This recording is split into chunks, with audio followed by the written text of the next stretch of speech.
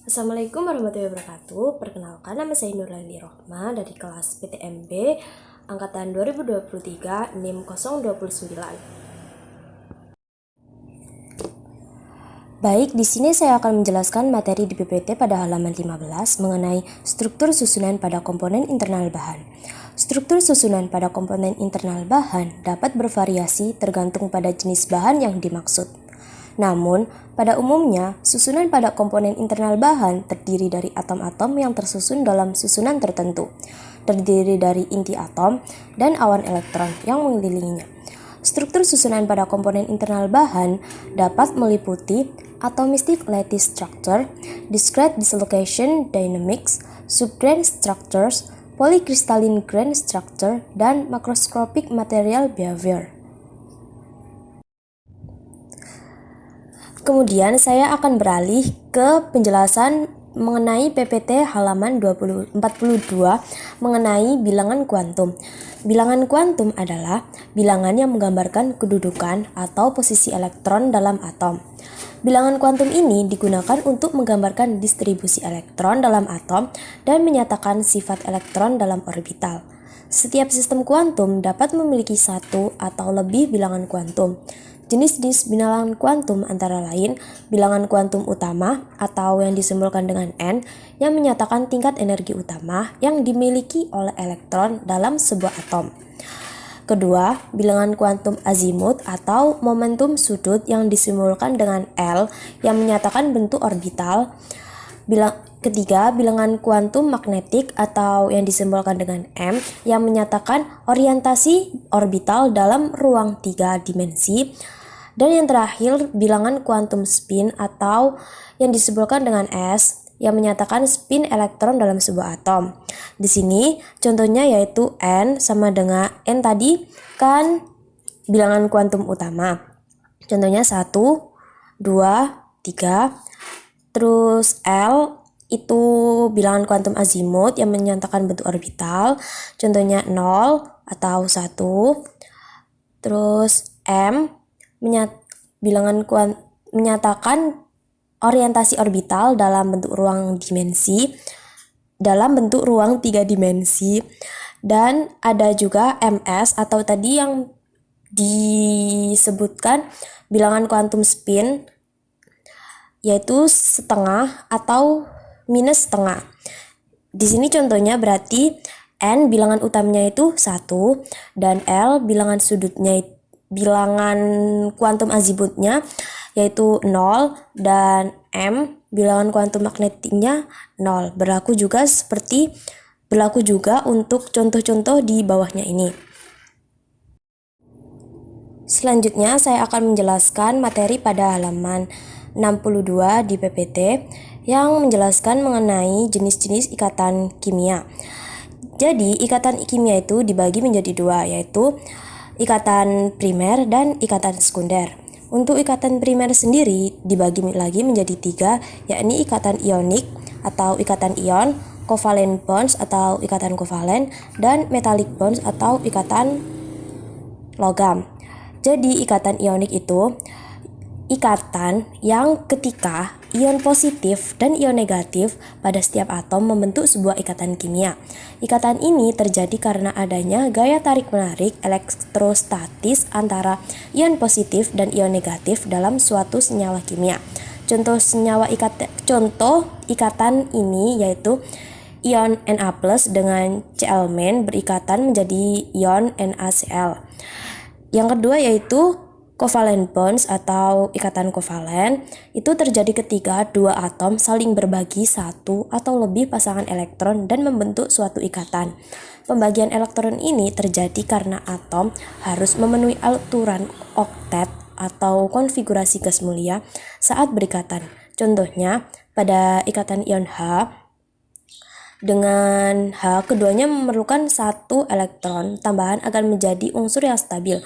Oleh karena itu, kedua atom H meminjamkan dan menggunakan bersama-sama satu elektron.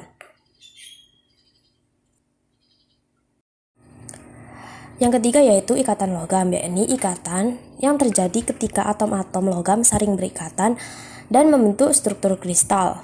Contoh ikatannya yaitu magnesium atau Mg. Jadi yang terakhir yakni mengenai secondary bonds atau ikatan kimia sekunder, yakni ikatan antar molekul yang terjadi karena adanya gaya tarik-menarik antara molekul-molekul tersebut. Ikatan ini terjadi karena adanya dipol listrik pada molekul atau atom yang terlibat. Ikatan kimia sekunder juga dikenal dengan istilah ikatan van der Waals. Selanjutnya pada PPT halaman 84 terdapat gambar pensil.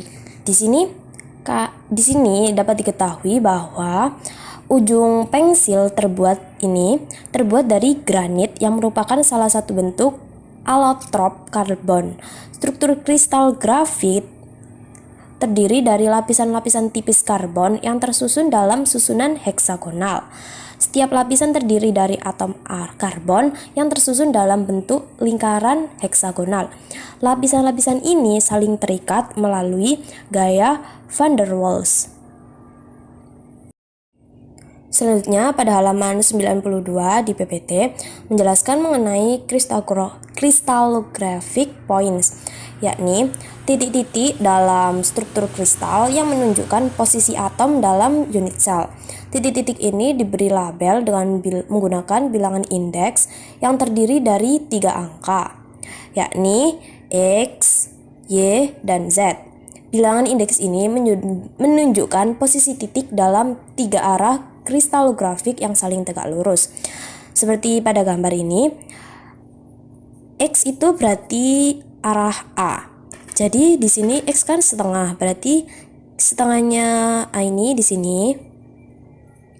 Yang kedua, Y itu arah B, 1/4, 1, 2, 3, 4, berarti di sini. Dan Z ke arah C, 1/3, 1, 2, 3, berarti di sini. Sehingga posisinya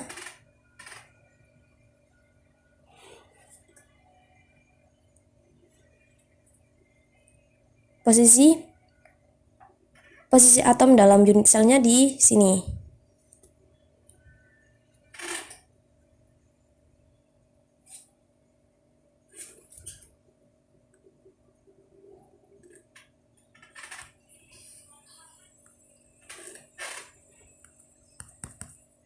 Oke, sudah petek.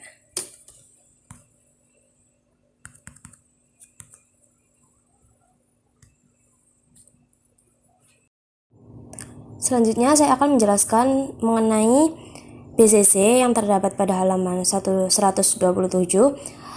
Jadi BCC itu singkatan dari Body Centered Cubic, yaitu salah satu struktur kristal dalam sistem kristal kubik. Struktur kristal BCC terdiri dari unit sel berbentuk kubus dengan atom yang terletak pada sudut-sudut kubusnya dan satu atom terletak di tengah kubus. Dalam struktur kristal BCC, setiap atom dikelilingi oleh 8 tetangga terdekat yang terletak pada sudut-sudut kubus. Struktur kristal BCC banyak ditemukan pada logam seperti besi, kromium, dan wolfram. Struktur kristal BCC memiliki kepadatan atom yang lebih rendah dibandingkan dengan struktur kristal FCC atau Face Centered Cubic. Jadi di sini terdapat gambar contoh dari BCC. Jadi di setiap sudut kubus ini terdapat atom-atom dan satu atom lagi terdapat di tengah-tengah sudut.